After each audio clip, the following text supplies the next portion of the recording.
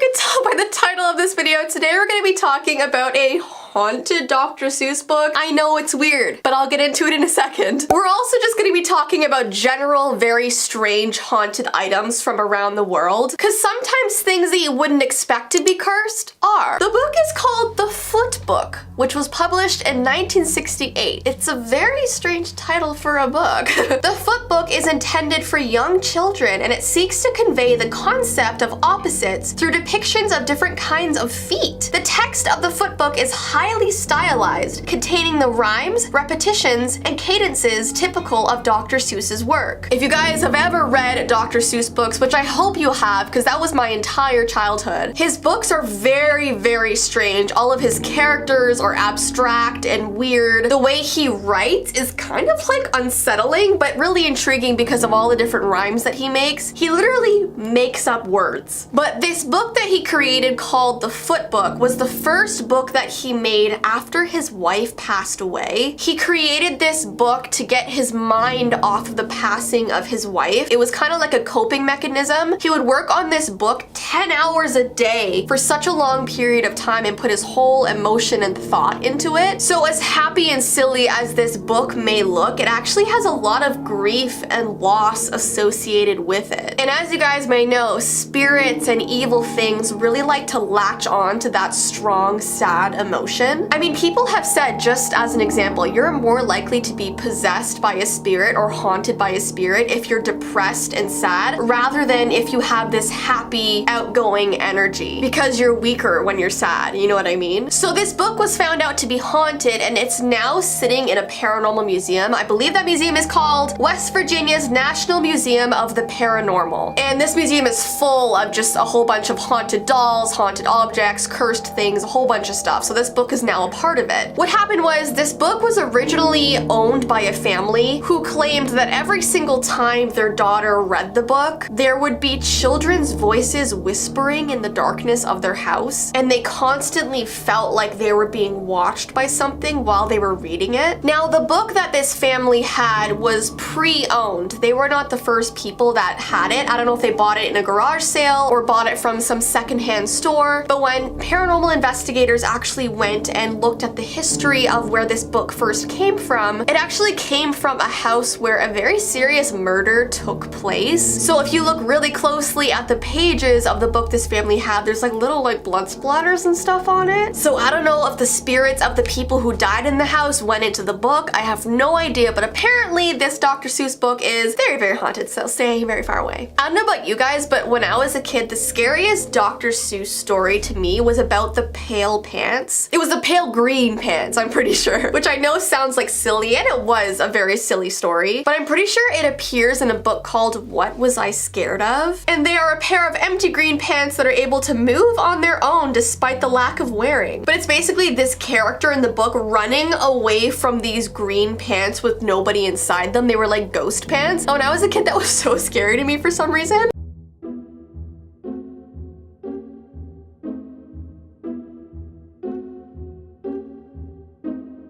So as you can tell by the title of today's video, we're going to be talking about the very creepy Thing 3. Now, I'm sure a lot of you guys are familiar with Dr. Seuss, especially the Cat in the Hat books. That was one of my favorite stories as a kid. So when I found out there was not only Thing 1, Thing 2, there was actually a Thing 3 that no one talks about because of how creepy he is. I feel like after I do this video, you guys are never gonna want to pick this book up ever again, and I'm so sorry. Before we can talk about Thing 3, we have to talk about what Thing 1 and Thing 2 are, in case you did not know. Thing 1 and Thing 2 are twins from the Cat in the Hat book. They are wearing red jumpsuits with large fluffy blue hair, and like the cat, the things are extra dimensional beings that the three of them come to the land of humans to amuse the children of the world. They were released from a red box that the cat brought in to introduce to Conrad, Sally, and the fish, but they ended up causing mischief by flying kites into the house, which bumped the walls and also knocked knocked everything down in their path, but Conrad was able to stop the things with the net. And then they were taken away by the cat, who put them back into the box to stop all of the chaos. Now, I always thought that there was only a thing 1, a thing 2, and no others. But apparently in the Dr. Seuss world, there is a thing 3 and a thing 4, just in case the cat ever needs any extra help, which I suppose is pretty useful. But what if I told you that there are some pretty creepy legends about thing 3? Things that would make you never ever want to meet him. The story I'm about to tell you is called The Hiding Spot. This legend starts off with a mother reading her son The Cat in the Hat book every single night. It was just the book he would always request. It was like he could never ever get bored of it. And he seemed to especially like the part where the Cat in the Hat brought in that big red box, let out thing 1 and thing 2. For some reason, he would just stare at each page after that for extremely long periods of time. And he wouldn't let his mom switch to the next page until he was done looking. Now, she found this very strange, but she just thought that maybe he was super fascinated by the book and needed more time to look at it. Well, Halloween came around and he told his mother that he was going to dress up as one of the characters from the book. So the mother said, let me guess, either thing 1 or thing 2. But the boy just looked at her confused and shook his head and said, No, I want to be thing 3. So she just laughed at him at first and said that there was no thing 3, but the boy shook his head and said that they were one of the main characters in the book. He said that on each page after the cat opens the red box, thing 3 is hiding somewhere in the illustrations. So the mother just thought that maybe he had a very creative imagination, but for some reason that night she just could not get herself to sleep. She was just so curious about what her son had said, so she went into his room and grabbed the book. Now, the first half of the book was as she remembered, but after thing 1 and thing 2 appeared, her heart dropped. She peered around the pages after that to see this very eerie drawing of this creature crouched behind furniture in the house. It was wearing a red jumpsuit with the 3 on the front, with this disheveled blue hair that was falling out, and it had the widest grin imaginable. On one page it was hiding behind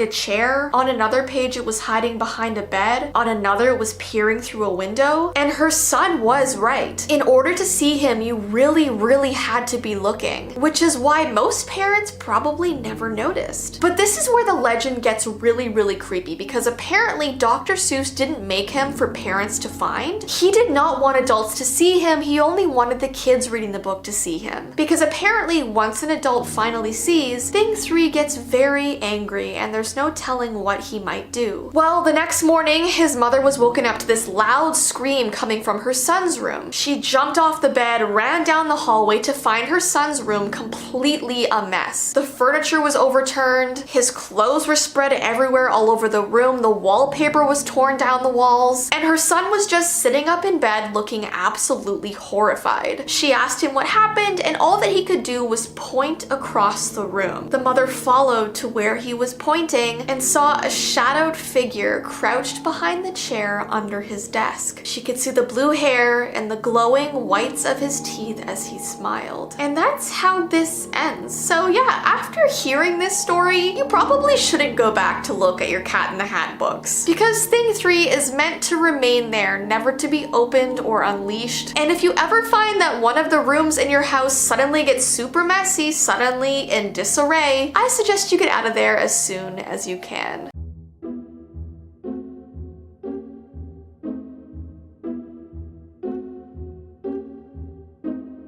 So as you can tell by the title of today's video, we're going to be looking through the Cat in the Hat book to try and find thing 3, because apparently according to the legend, there is a thing 3, but he's only put in the illustrations for kids, and adults and parents are not supposed to see him. But if a kid happens to point him out to their parents, bad things happen. Apparently thing 3 will show up in your house, it'll be hiding somewhere, it'll destroy things, it'll ruin your room, like make it all messy and stuff. You know, it's sounding a lot like we have thing 3 right about there. This might be thing 3. I think it is. But I wanted to buy the book because I know it's a creepypasta, but I was reading so many reviews and comments about people who have seen thing 3 in this book, even from subscribers, which is crazy to me. But I feel like we're over the age of children, and we probably won't be able to see him even if he isn't here. So we're gonna be relying on you guys. We're gonna look through these pages and we're gonna see if we can find thing 3. So is this like a tricks are for kids sort of deal? Since we're adults, our eyes just can't see it anymore. Maybe, just like how you can only hear a certain like sound level. But that's just because our ears are old and like decrepit, and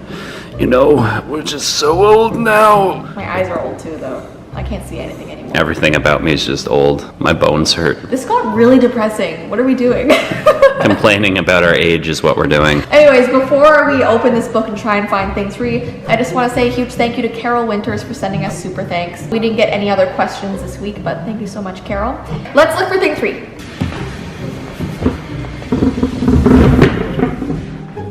Is that really necessary? It is. My knees really hurt You today. can't just stand? It's too hard. So we have the Cat in the Hat book, and we're just gonna give you a really good close-up here, which is why my face is not in it. But what was so interesting is that I looked at the back. I didn't know there was a second Cat in the Hat book. The Cat in the Hat comes back? Did you guys know that? I thought there was one and one only, and this was like the Cat in the Hat. Well, there was a third one, and it was the Cat in the Hat claps back, but people weren't really happy with the insults being slung in that book. There's too much tea in that one. Yeah. Okay, so apparently according to the legend, you only can see thing 3 after the Cat in the Hat comes to, what are their names again?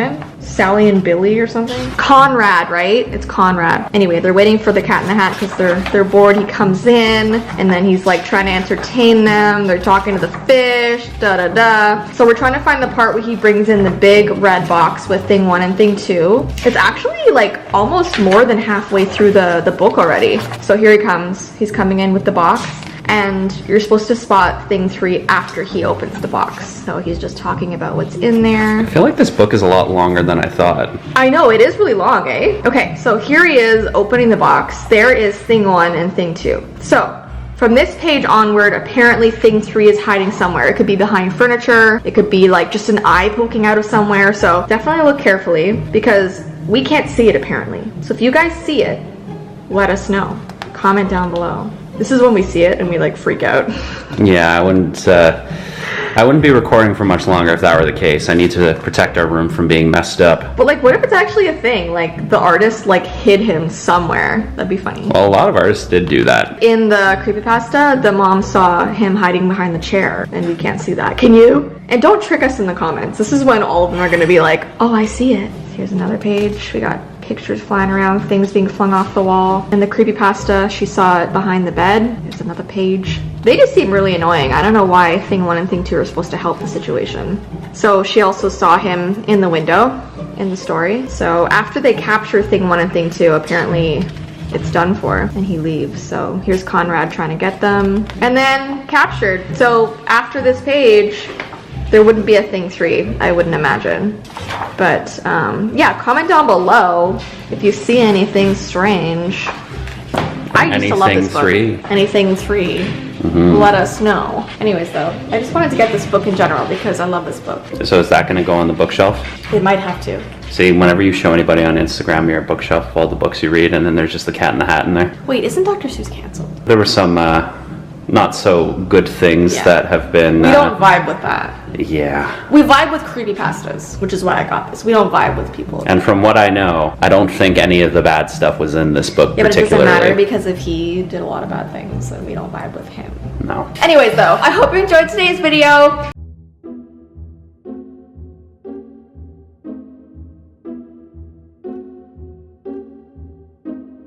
In today's video, I'm going to be talking about a very rare, maybe cursed, very disturbing Dr. Seuss book because Slenderman is actually in the book, and Slenderman and Dr. Seuss is a very weird combination. So we're gonna be talking about someone who actually found this book and what happened to them. Dr. Seuss is one of the most popular children's authors of all time. He's known for his rhyming sentences and unique illustrations. I think if you had to choose one word to describe his books, it would be whimsical. His books help children learn to read and usually have have a deeper message embedded within them, and I grew up reading these books. So I feel like I have this like special connection to them, even though some of them actually scared me a little bit. Like that one book about the pants, I think I've talked about that one on here before. That one really scared me. And Slenderman is a supernatural character that originated as a creepypasta back in 2009. He is depicted as a thin,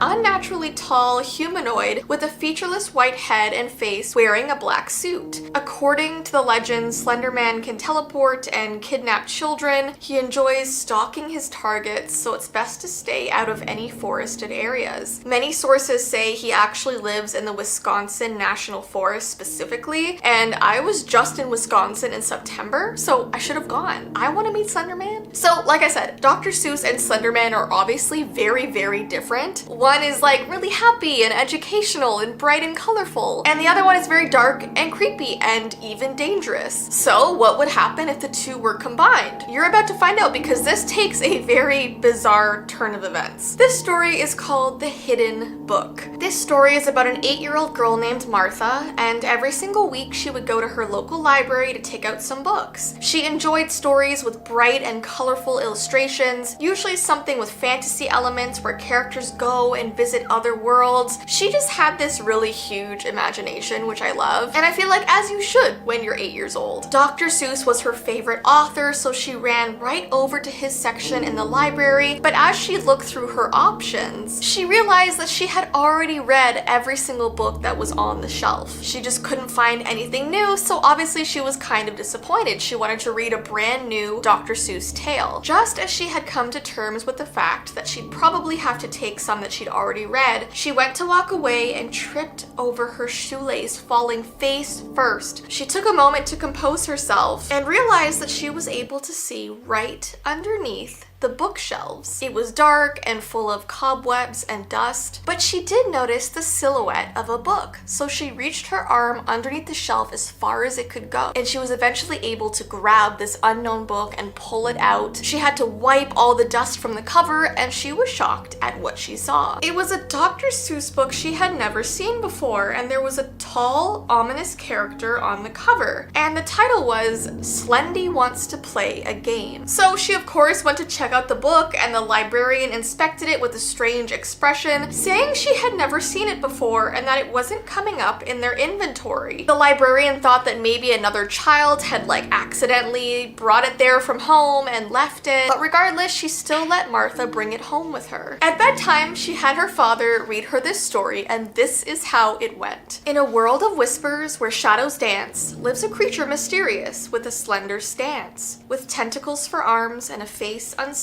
he roams through the forest, all tall and lean. His name is Slendy, a creature of lore, a figure in darkness forevermore. In a land of whimsy where colors play, Slendy's presence brings a night to day. One day in the woods where the trees stood tall, Slendy ventured out in his shadows to sprawl. He tiptoed through ferns with footsteps so light, his presence unnoticed, he stayed out of sight. He slinked through the forest with tentacles wiggling, in search of some friends for a bit of giggling. He found a group of creatures, all shapes and sizes, with fuzzy fur and curious eyes. "Hello there, dear friends," Slendy declared, his voice like a whisper in the cool, crisp air. The woodland creatures, they stopped and stared at the tall, shadowy figure who suddenly cared. "Would you like to play a game with me?" Slendy asked, as friendly as could be. The creature hesitated, then one brave hare stepped forward and said, "We'd love to share." So off they went in the twilight's glow, playing hide and seek with Slendy in tow. He hid in the shadows, a master of disguise, while the woodland creatures closed their eyes. Through the trees and under the moon's soft light, they played until the stars were shining bright. Slendy chuckled softly, a sound like the breeze,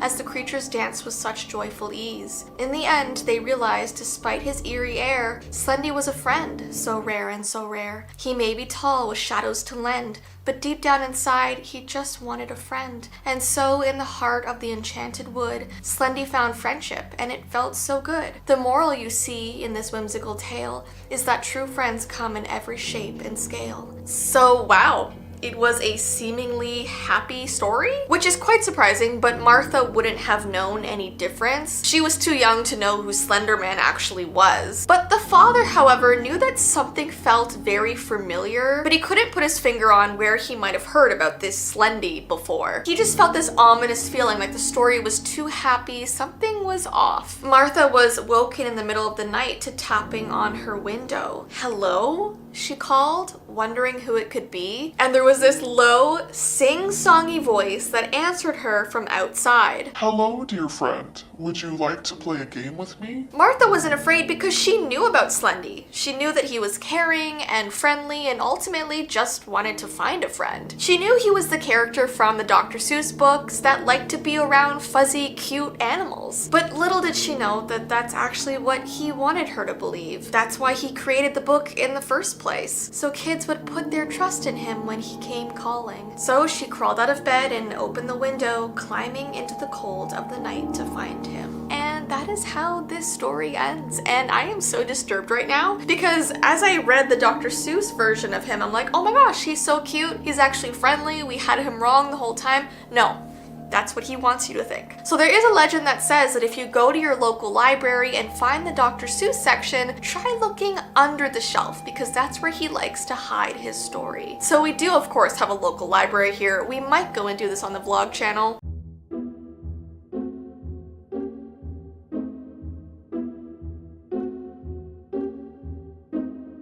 So let's get into the main topic for today. We're talking about Dr. Seuss. I've spoken about him so many times, but there's always something scary and creepy and weird that I find. So today we're getting into some Dr. Seuss urban legends. There was a book of his that was apparently hypnotizing kids. He also has some really creepy creatures that he created. There's a lot.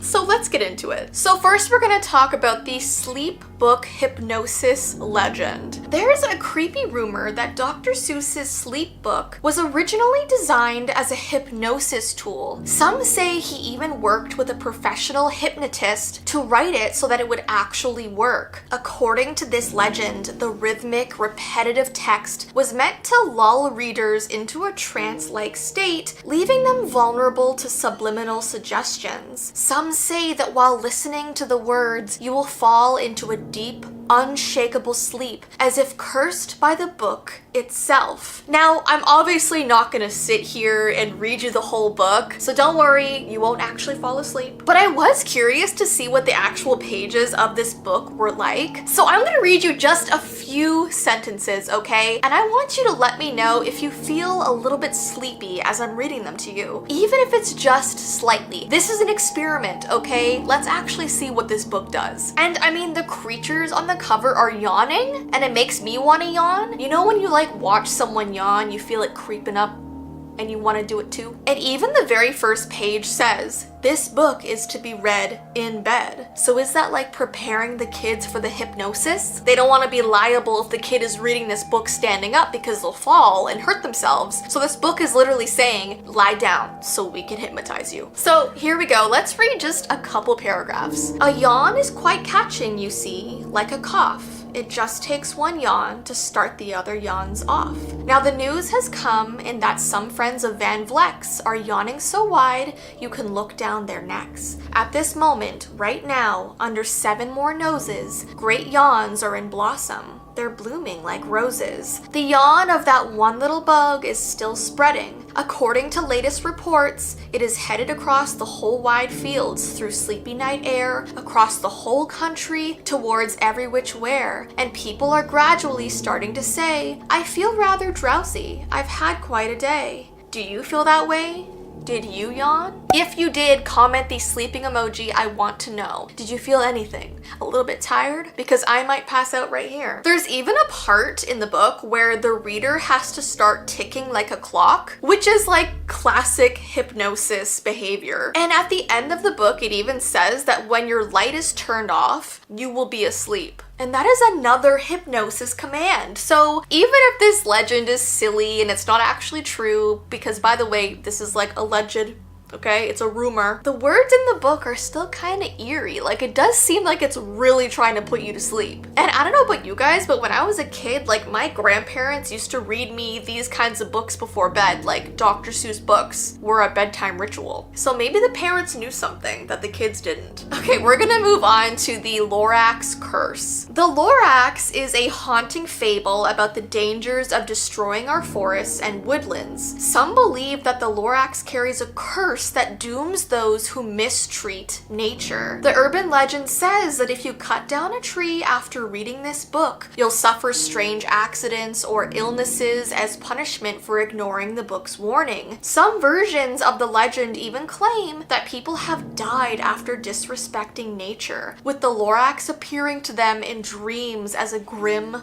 omen. That is a pretty specific urban legend. So like, if you read this book and then you're like, hey, I really feel like cutting down a tree, you're doomed, basically, okay? This Lorax will haunt you and then you will die. The next legend is about one of the creatures that he created, and this creature is called the Zizzer Zazzer Zuzz, okay? So basically a tongue twister. In Dr. Seuss's ABC book, there is a strange character called the Zizzer Zazzer Zuzz at the very end of the book. While it's presented as a whimsical creature, an urban legend claims that the Zizzer Zazzer Zuzz was actually inspired by an evil spirit from Native American folklore. According to the legend, this spirit would emerge from the woods at night, causing mischief and terrifying children with its nonsensical speech. The theory goes that Seuss heard the story while researching local legends and adapted it into his ABC book, turning something dark into something playful. I remember reading this book as a kid and I really liked this creature, and now it's not the same. And then we have an urban legend about Dr. Seuss's house. There are stories that Dr. Seuss's house after his death became haunted by the spirits of his creations. Neighbors claim to hear strange sounds, including the distant laughter of children and the rustling of unseen creatures. Some say they've seen ghostly figures that resemble Seussian characters lingering around the property. The idea that Seuss's creations took on a life of their own after his passing makes this an especially creepy urban legend. I mean, yes, but it's also kind of cool because it's almost like after he passes away, his creatures continue on his legacy and like appear here and there and like walk around his property. Obviously, this one cannot be true, but it's still kind of cool. I also found that there is an abandoned Dr. Seuss house in the middle of the woods in Alaska, and it was this man that kept adding more and more levels to the house, and it was so much work that he just wasn't able to finish it, so it was left abandoned, and it's a pretty eerie sight. And people have named this house the Dr. Seuss house because of how like warped and sort of whimsical it looks. Like, it looks like something out of a Dr. Seuss book. So this house didn't actually belong to Dr. Seuss, it was just nicknamed that. And it's sad because the man was building it for his family so they could stand on the very top and watch the northern lights. And so obviously that was never able to happen, and I really hope that someone's able to go and like fix it up and make it what it was supposed to be. Anyways, guys, like I said, all of these legends and rumors are just fan speculations, and it's just kind of cool to tell you guys. But if you want me to make more videos like this, give this video a thumbs up and let me know, and maybe let me know what sort of childhood topic you want me to cover.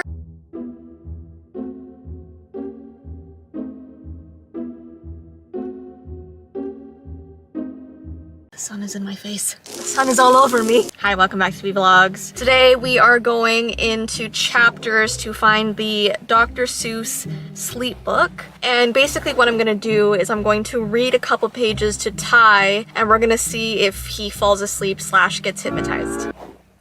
Is this like a same like vein as like the effect of when you walk into a library you need to poo? Oh yeah! Or is this just to see if I'm so against reading that I would rather fall asleep than listen to reading? So we're gonna head inside, look for the book, and you know what's interesting? The chapters that is near our house is the only one in all of Ontario that carries this book. What, you checked beforehand? Yes, I looked online and the only one is near us, so it's almost meant to be, which makes me a little bit nervous because maybe that means it is gonna work. And I was gonna say, we'll bring it in the car and I'll read it to you, but if you're driving, you probably shouldn't get hypnotized. That's a dangerous situation for all involved. I'm just proud of you. Why, for checking? Yeah, you checked in advance.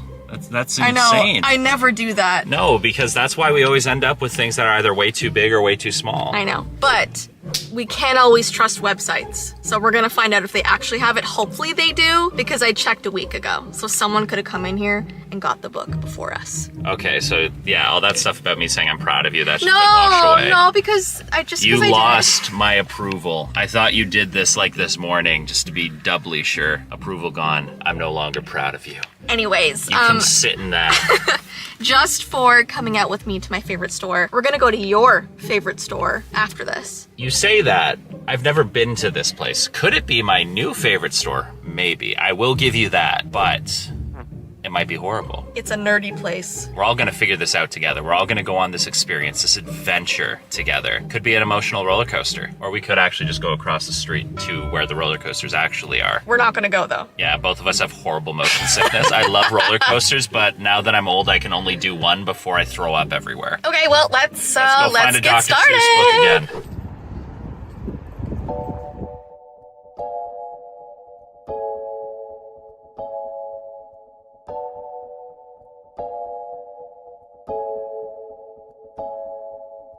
Why is there a shark there?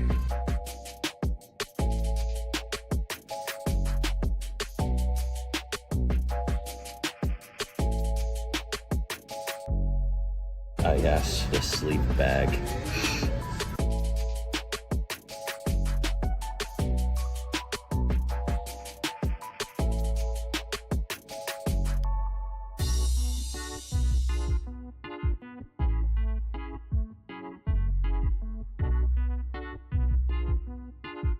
Okay, we got the book. And we feel kind of stupid because we went to the kids section, looked through all the Dr. Seuss books, couldn't find it, walked around the entire store 3 or 4 times trying to find staff, then decided to go back to the kids section and look a second time where the book actually was, and we just skipped it over the first time. So clearly we weren't looking very well. Do you want to see the proof of hypnotism, Ty? Of hypnotism? Of hypnotism. So you open it up and it literally says this book is to be read in bed, because guess why? If you don't, you'll fall over on the floor. You gotta be ready to fall asleep. Hello! Hello! We're gonna read the sleep book. And everyone's gonna go to sleep. Everybody's gonna go to sleep. Sit down. Very responsible of you. Tell me to sit down right when you told me I was supposed to be in bed. Yeah, but if you fall asleep there, you're safe. Well, I might slide down and then I might bonk my head on the way and you're gonna feel real bad. Santa will catch you. No, he won't. Look at the size of me. Look at the size of him. We're gonna start at a random page, and you can't yawn. This is like a try not to yawn challenge. But when you tell somebody that they can't yawn, they need to yawn. Hold it back. Here we go. By the way, this is a tongue twister book, so bear with me. I might just fall asleep because it's gonna take so long. Maybe. Here we go. Everywhere, creatures are falling asleep. The collapsible frink just collapsed in a heap. And by adding the frink to the others before, I'm able to give you the who's asleep score. Right now, 40,404. Creatures are happily, deeply in slumber. I think you'll agree that's a whopping fine number. Are you feeling drowsy yet? Feeling bored. Like, wait, do kids actually read this and they're like excited about it? Because I don't even get it. I grew up with Dr. Seuss. This was like the thing. Can you turn the page for me? We'll do this.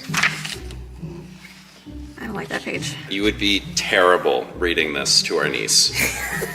Just read a story. I don't like that one. Do you know what I'm doing? I'm looking for an easy page. I don't think you're gonna find an easy one, Jess. Okay. Do you walk in your sleep? I just had a report of some interesting news of this popular sport. Near Finnegan Fen, there's a sleepwalking group which not only walks, but it walks a la hoop. Every night they go miles. Why they walk such length? They have to keep eating to keep up their strength. I like how you're pointing it at my face and not even at the book. You could just be making up so much. Are you feeling tired a little bit? No, you're not very good at this hypnotizing thing. I like how you're yawning. Anything? I think you should be the one sitting down. It's working on you. And you're gonna fall over and I'm gonna have to catch you and then we're gonna have...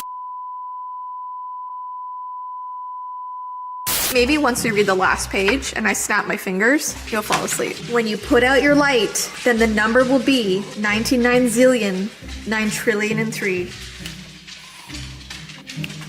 You gotta learn how to snap a finger. You're still not doing it right.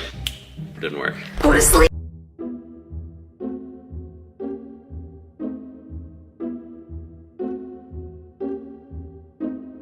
In today's video, we're gonna be talking about one of my favorite Christmas movies ever, The Grinch. You have to say that with like the same like creepy Grinch smile. Ready? Did I kind of do it?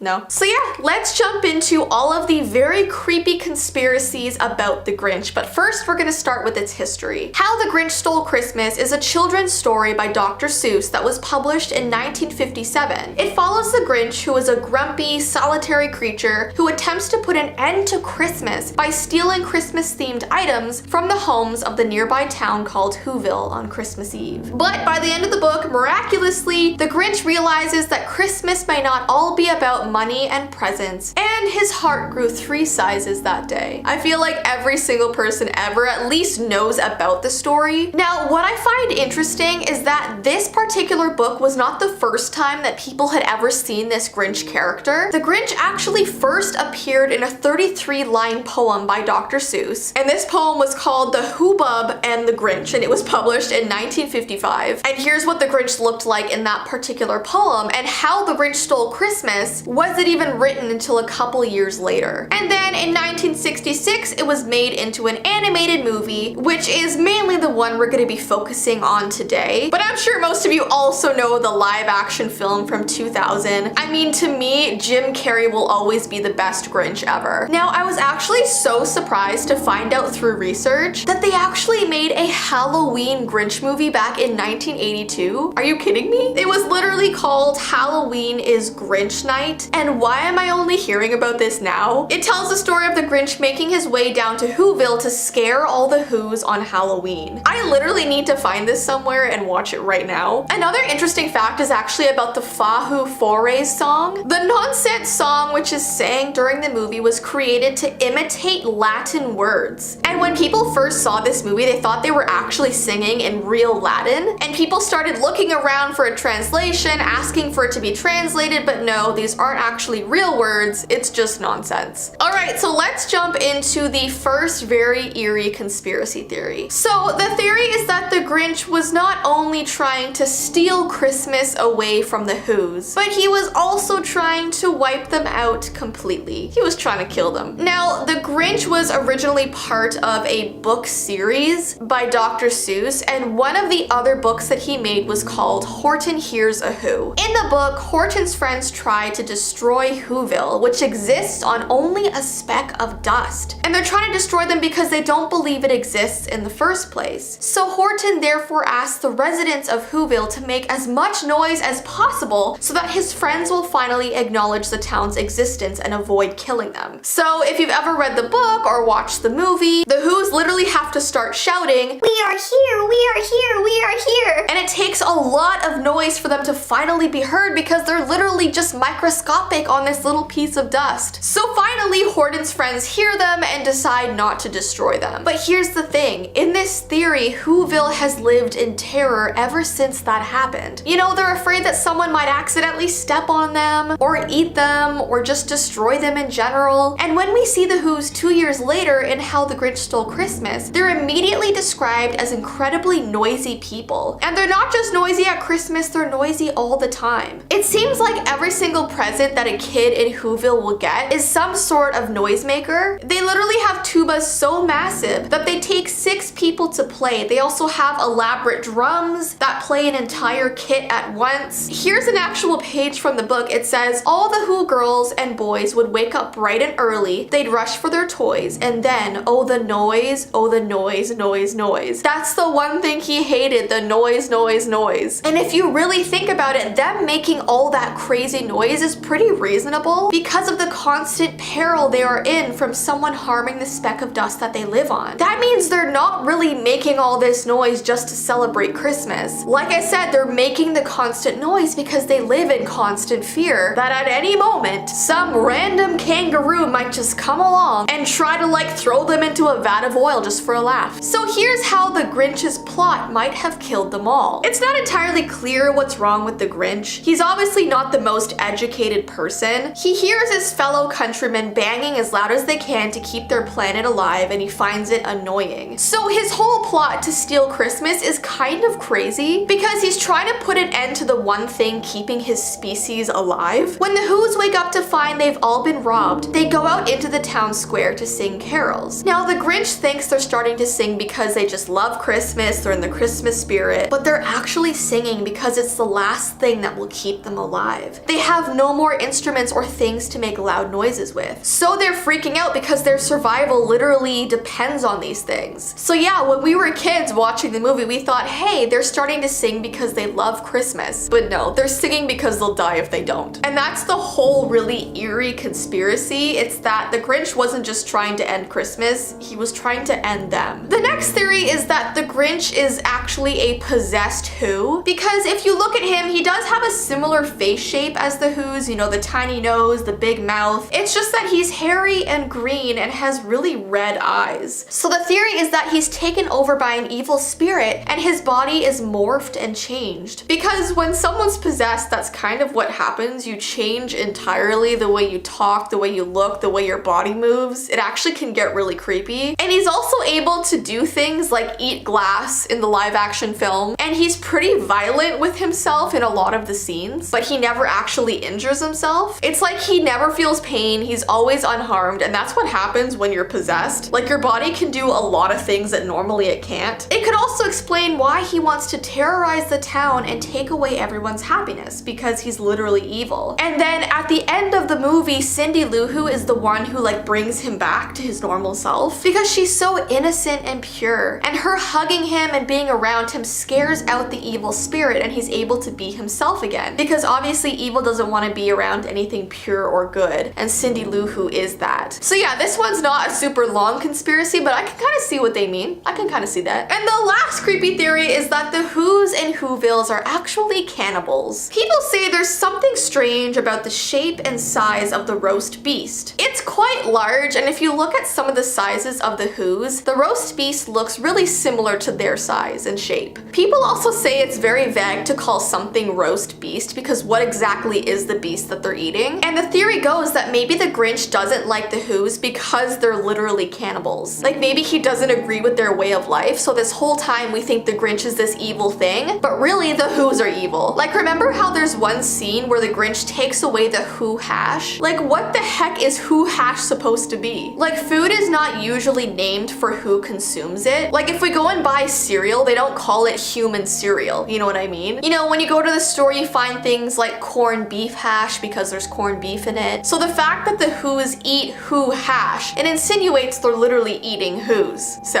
and the theory says, look at the Grinch. He already looks very different by his appearance. And if the Who's are willing to eat their own, what's stopping them from eating someone a little different, like the Grinch? And apparently the Grinch knew of this, and that's why he ran away to be by himself, because he did not want to be eaten. But then eventually they win him over with their hypnotic song. So this theory is literally saying that their song that they sing literally puts the Grinch into like this trance. And then at the very end of the book, it says the Grinch himself even carved the roast beast, which is a critical plot point apparently, because it says he's fully assimilated now, which means he's fully in their trance of like their cult-like life. But it says, but what happens the next time the Who's need to feast? Where do you think they will source their meat from? You know as well as I do, the Who's are gonna eat the Grinch. It says, don't think they've forgotten what the Grinch did to them. No one forgives that easily. They're willing to eat their own, so they're more than certainly willing to eat an outsider, especially one who tried to ruin Christmas. And that's like basically this conspiracy theory. I think this one is the most far-fetched out of all of them. I feel like the first one I talked about is more realistic, at least me personally. But comment down below which ones you think are kind of legit, which ones you don't think are real at all. And if you have any other Grinch theories, definitely comment them down below.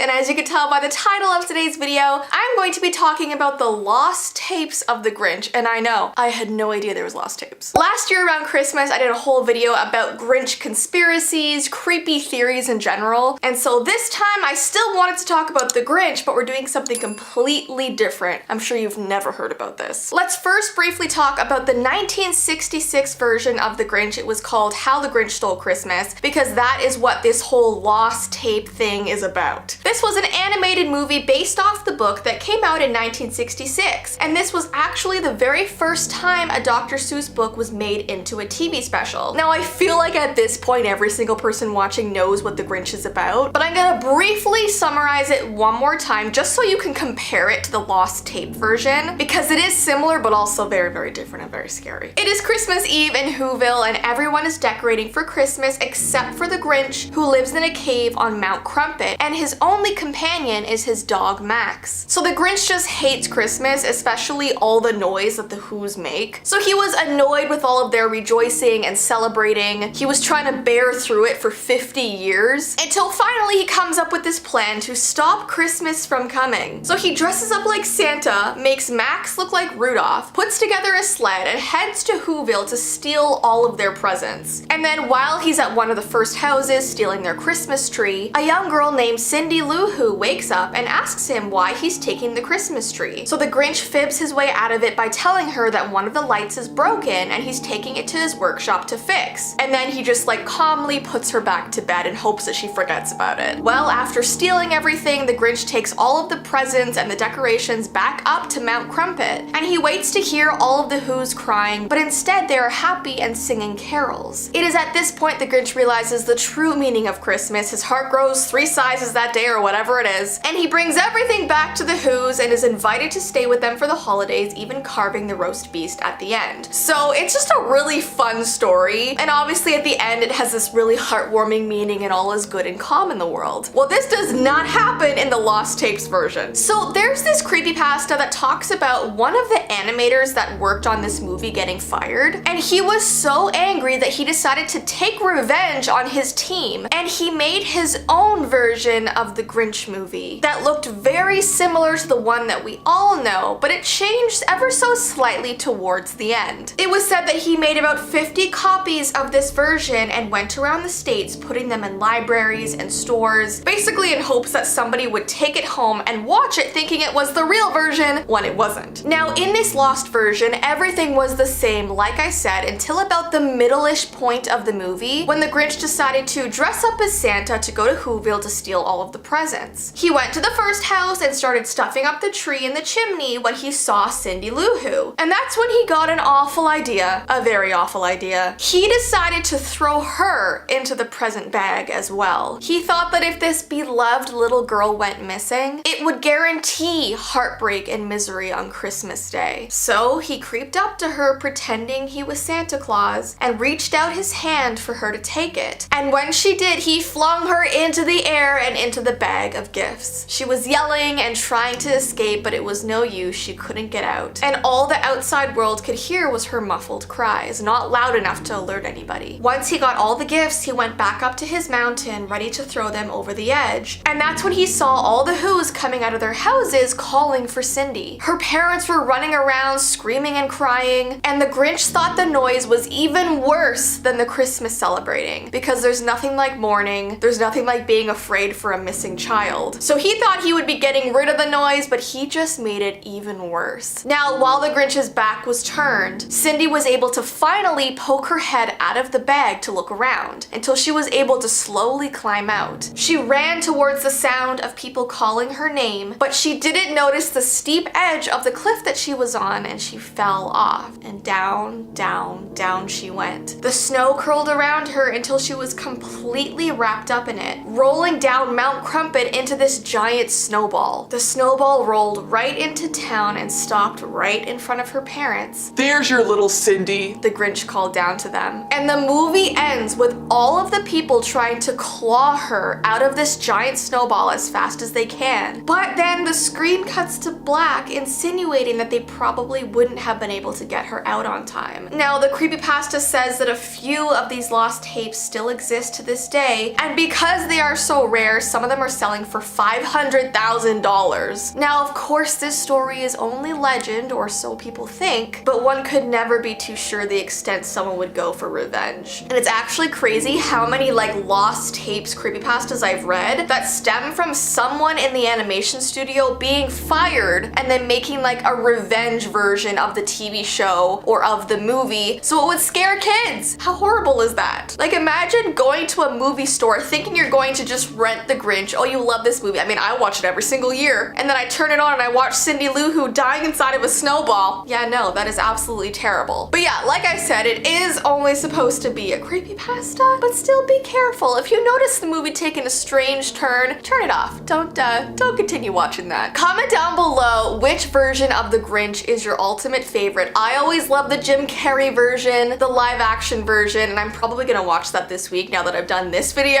But anyways, I hope you guys did enjoy this video. If you like the whole like lost tapes and lost episodes, I could do one about like Rudolph or Frosty the Snowman. I have seen those lingering around on the internet. So give this video a thumbs up if you would like me to do that.